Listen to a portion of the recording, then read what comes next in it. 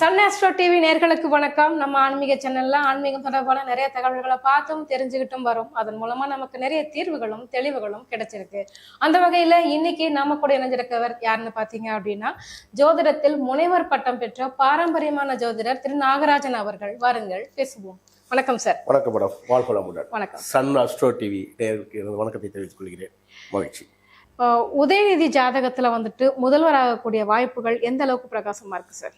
உதயநிதி ஜாதகத்துல அவர் ஜாதகமே பார்த்தீங்கன்னு வச்சுக்கோங்களேன், ஒரு அற்புதமான ஜாதகம். அதாவது கிரக மாளிகா அப்படிங்கிற மாதிரி கிரகங்கள் தனிச்சு எல்லா கட்டத்திலையும் இருக்கு அவருக்கு. அது ஒரு சிறப்பான ஜாதகம் சொல்லுவாங்க. அதனாலேயே மாலை அவருக்கு தானா விழுகுது. நீங்க சினிமாலையும் சரி, நீங்க அரசியல்லையும் சரி, அவர் ரொம்ப மெனக்கடலை. அரசியல்லையும் மெனக்கடலை, சினிமாலையும் மெனக்கடலை. நீங்க ஆரம்ப காலத்துல பாருங்க, அவருக்கு அந்த உடம்ப கூட ஆட்டுறது கூட மெதுவாக ஆட்டுறாரு. வேணாம் மச்சான் வேணாம் இந்த பொண்ணுங்க காதலுங்கும் போது நம்ம அளவுக்கு உடம்புல ஆட்ட மாட்டார். அவர் மெதுவா ஆட்டிட்டு மெதுவா நடந்துட்டு போயிடுவார். அங்கேயும் ஜெயிச்சு வந்தாரு. அரசியலையும் உண்மையிலே ரியலா ஜெயிச்சு வந்தாரு. ரியல் ஹீரோ அவர் எனக்கு தெரிஞ்சு. அதாவது சினிமாவில் நடிச்சா கூட சினிமாட்டிக்கா இல்லை. அரசியலை அவர் சினிமாட்டிக்கா நடத்தாம அரசியலாவே நடத்துறாரு. எனக்கு விவரம் தெரிஞ்சு அவருக்கு அரசியல் பிரகாசம் இருக்கு. ஒரு கட்சி தலைமை நடத்தக்கூடிய எல்லா பாங்கும் அவர்கிட்ட இருக்கு. கட்சியில அவருக்கு முதலமைச்சர் ஆகக்கூடிய தகுதி அவருக்கு இருக்கு, வாய்ப்புகள் இருக்கு. ரொம்ப ஷுவரா இருக்கு அவருக்கு. என்ன ராசி, என்ன லக்னம் சார்? அவரு ராசின்னு எடுத்துக்கிட்டீங்கன்னு வச்சுங்களேன், ரிஷப ராசியில வர்றாரு. மிருகசீரிஷ நட்சத்திரத்துல வர்றாரு. இங்க லக்னம் கிடைக்கப்பட்ட தகவல் படி கும்ப லக்னமாகவும் ரிஷப ராசியாகவும் மிருகசீரிஷ நட்சத்திரமாகவும் இருக்கு. மேபி இது மாறுறதுக்கு எனக்கு தெரியல. எனக்கு கிடைக்கப்பட்ட தகவல் இது ஷுவர்னு சொல்லி இருக்கு. ஸோ அதன்படி இதை சொல்லிக்கிட்டு இருக்கேங்க. ஓகே. ஸோ கண்டிப்பா பாத்தீங்க அப்படின்னா இவருக்கான கிரக அமைப்புகள் எப்படி இருக்கு சார்? இவருக்கான அந்த வெற்றி வாய்ப்புகள் எந்த அளவுக்கு இருக்கு சார்? இல்ல, இவருக்கு வெற்றி வாய்ப்பு இருக்க போய் தான் இப்ப இவர் ஜெயிச்சிருக்கிறார். ஓகே. அது மூலம் நல்லா பாருங்க, இவர் வந்த உடனே எதிர்கட்சி தலைவராக வந்துட்டார். இப்ப அதுல பெரிய விஷயம்ல, எப்படி விஜயகாந்த் கட்சி ஆரம்பிச்சு எதிர்கட்சி தலைவரா வந்தாரோ அது மாதிரி இவரும் எதிர்கட்சி தலைவராகவே வந்துட்டார். அப்ப இன்னைக்கு ஆக்சுவலா ஸ்டாலின் இருக்கணும்.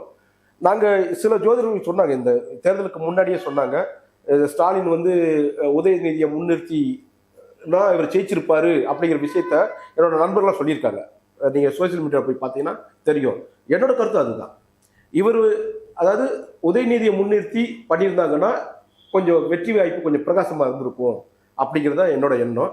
இவர் ஜாதகமும் அந்த அமைப்புல தான் இருக்கு. ஷுவரா இவருக்கு வெற்றி வாய்ப்புகள் உண்டு. இப்ப எதிர்கட்சி தலைவராக இருக்காரு. ஃபியூச்சர்ல அவர் முதலமைச்சர் ஆகக்கூடிய தகுதி அவருக்கு இருக்கு சார். அதே மாதிரி பாத்தீங்க அப்படின்னா இவருக்கான ராஜயோகா கிரகங்கள்னா என்னெல்லாம் சொல்லுவீங்க? இவருக்கு இப்ப சந்திரன், அதாவது லக்னத்துக்கு 10ல சூரியன் இருக்கிறார். அது செவ்வாயோட வீட்டுல இருக்கிறார், விருச்சிகத்துல இருக்கிறார். பொதுவா இந்த அரசியல்ல விருச்சிகம், சூரியன், அப்புறம் செவ்வாய் இவர்கள்லாம் சம்பந்தப்படுறாங்கன்னு வச்சுக்கோங்களேன். இவங்களும் ஒரு சிறந்த ஒரு பெரும் தலைவராக வரக்கூடிய வாய்ப்புள்ளவர் தான். ஸோ இந்த லக்னத்துக்கு 10ல இருக்கிற சூரியன், அந்த பிராண்ட் நேம் அவங்களுக்கு ஏற்கனவே இருக்கு. இவரும் சம்பாரிச்சிருக்காரு, புதுசா பிராண்ட் நேம் சம்பாரிச்சு வச்சிருக்காரு. ஸோ இதுவே அவருக்கு மிகச்சிறந்த ஜாதகமா இருக்கு. அதோட சேர்த்து அந்த சூரியனுக்கு நேர் 7ல சந்திரன், அவர் உச்சமா இருக்கிறாரு.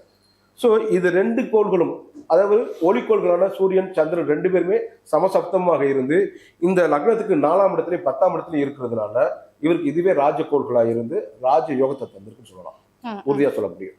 ஸோ இதெல்லாமே அவரோட ஒரு பெஸ்ட் இது. அதோட சேர்த்து ஒரு ஜாதகத்துல சுக்கிரன் வர ஆட்சியா இருக்கிறார். அது 9ஆம் இடத்து பாக்கியாதிபதி. அதை அனுபவிக்கக்கூடிய பாக்கியம் இவருக்கு இருக்கு.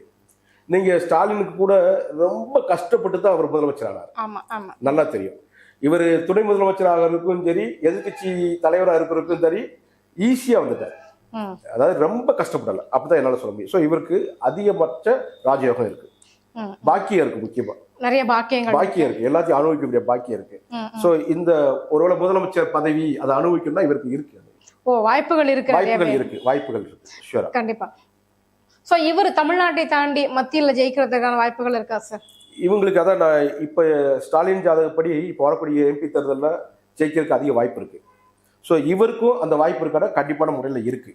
பட் நீங்க சொன்ன மாதிரி பிஎம் அந்த அளவுக்குலாம் இல்லை. நம்ம இங்க இருந்துட்டு எப்பயும் போல அதாவது மத்தியில கூட்டாட்சி, மாநிலத்தை சுயாட்சி அப்படின்னு சொல்லி நம்ம டிஎம்கேவோட ரூல் இருக்கு இல்லையா, அதை இவர் கொண்டுட்டு வர்றாரு. ஆனா இன்னும் ஃபியூச்சர்ல எனக்கு விவரம் தெரிஞ்சு மாநில சுயாட்சிக்கு வாய்ப்பு கொஞ்சம் கம்மியா இருக்கும்.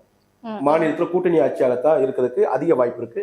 இனிமே இவங்க கூட கட்சியில யாராவது கூட்டணியில இருந்தாங்கன்னா அவங்களுக்கு மந்திரி பதவி கொடுக்க வேண்டிய சூழல் வரும். அப்படிங்கிறது என்னோட கருத்து. ஓகே.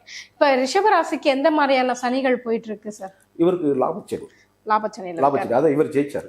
ஷியூரா ஜெயிச்சது காரணம் லாபச்சனியும் ஒரு காரணம். அந்த வெற்றி சனி, அது வெற்றியை கொடுக்கக்கூடிய இடத்துல இருந்தா அவர் ஜெயிச்சிருக்கிறாரு. அதோட சேர்த்து அந்த இவர் ஜெயிச்சு வந்த அந்த காலத்துல குரு மேலேயே போயிருக்கிறாரு. புதிய பதவியை கொடுக்கக்கூடிய யோகத்தை அவர் தந்திருக்கிறாரு. அதனாலே இப்ப தகப்பனார் ஜெயிக்க முடியாம போய் இவர் ஜெயிச்சு அங்க எதிர்கட்சி தலைவரா போயிருக்கிறாரு. இவர் எதிர்கட்சி தலைவர் ஒரு மாசம் இருந்தா கூட அது எதிர்கட்சி தலைவர் தான். அது அரசியல்ல சாசனத்துல எழுதப்பட்ட ஒரு இது வரலாறு. சோ இவர் வரலாறு படைச்சிருக்கிறாரு. எப்படின்னா அவர் ஜெயிச்சு வந்தது பூரா பாருங்க, அவர் இந்த துணை முதல்வர், அப்புறம் இந்த இப்ப இருக்கக்கூடிய எதிர்கட்சி தலைவர், இதெல்லாம் வரலாறு தான். அவர் ஜெயிச்ச முதல் தேர்தலே இந்த பதவியில வாங்கிட்டு வந்திருக்கிறார். அப்ப இது பெரிய வரலாறு தான். Okay sir. சார் அடுத்து பாத்தீங்க அப்படின்னா இவருடைய வாரிசுகள் அரசியலுக்கு வருவதற்கான வாய்ப்புகள்லாம் இருக்கா சார்? இவருடைய ஜாதகத்தை வச்சிருந்தா சொல்ல முடியும், அதுக்கான வாய்ப்பு இருக்கா? அது கண்டிப்பான முறையில உண்டுங்க. அப்படிங்கிறீங்களா? ஆமா. என்ன காரணம், இவருக்கு 5ஆம் இடத்துல குரு நிக்கிறாரு, 5ஆம் இடத்தை அதிபதி பாக்குறாரு. சோ அந்த வாய்ப்பு அவர் ஜாதகத்துல உண்டு. இன்னொன்னு 5ஆம் இடத்த அதிபதியை குரு பாக்குறாரு. அவங்க தங்களுக்கு பரிவர்த்தனை வர ஆகுறாங்க. ஸோ இது ஒரு மகா பரிவர்த்தனை மாதிரி. 5ஆம் இடத்த அதிபதி 11ஆம் இடத்த அதிபதியும் பரிவர்த்தனை ஆகிறதுனால இவர் தன் மகன் மூலமாக என்ன சாதிக்கணும்னு நினைக்கிறாரோ அதை இவர் சாதிப்பார், உறுதியா சாதிப்பார். அப்ப மேபி இவங்களோட ஃபியூச்சர்ல இவங்களோட மகள் இப்படி யாராவது இருக்கிறாங்க அப்படின்னா அவங்க ஃபியூச்சர்ல அரசியலுக்கு வர்றதுக்கு வாய்ப்பு உண்டு. ஷூரா வருவாங்க.